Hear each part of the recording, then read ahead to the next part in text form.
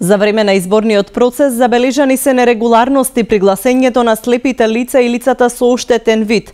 До Хелсиншкиот комитет пристигнале 2 пријави од лица од оваа категорија кои навеле дека имале неуспешен обид да го остварат своето избирачко право согласно со новиот начин на гласање за слепите лица и лицата со оштетен вид. Согласно со новото упатство за гласање на слепи лица и лица со оштетен вид, донесено на 28 септември 2017 година, на слепите лица и лицата со оштетен вид им се дава можност да гласаат користејќи шаблон на Браева азбука, на кој се отпечатани податоците од избирачкото ливче.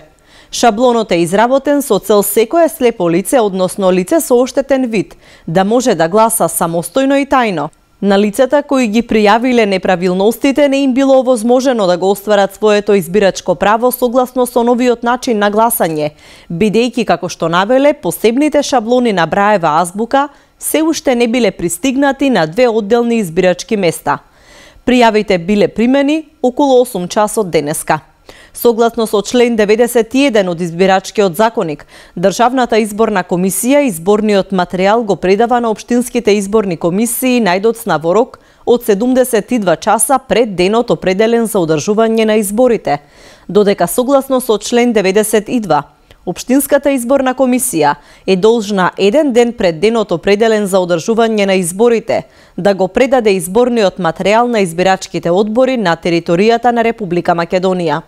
Во конкретните случаи, избирачите не биле во можност да го остварат своето избирачко право на денот на изборите, што е повреда на цитираните законски одредби.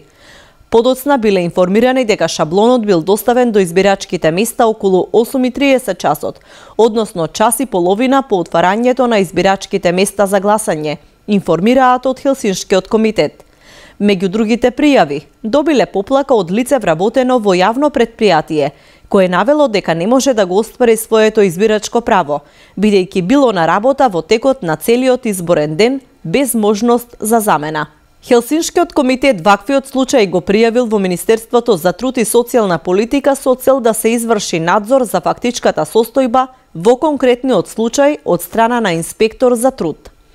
Хелсиншкиот комитет бил известен дека Министерството и инспекторот за труд соодветно постапиле и на лицето му било овозможено да го оствари своето избирачко право, се додава во соопштението. До Хелсиншкиот комитет се обратиле и повеќе граѓани кои пријавиле нерегуларности поврзани со избирачкиот список, во смисла на тоа дека се уште постојат непостоечки гласачи на нивните адреси, како и случаи за бришење од евиденција на гласачи во избирачкиот список на граѓани на кои не им била позната основата на нивното бришење од списокот. Со ваквите пријави се добива впечаток дека повторно и овие избори се одржаа во услови на непрочистен избирачки список. Хелсиншкиот комитет упатува препорака за поголема соработка и координација меѓу МВР и Државната изборна комисија во насока на изнаоѓање ефективен механизам за прочистување на списокот и подготвување упатство за постапката за бришење на непостоечките гласачи од избирачкиот список, кој ќе биде достапен за сите граѓани.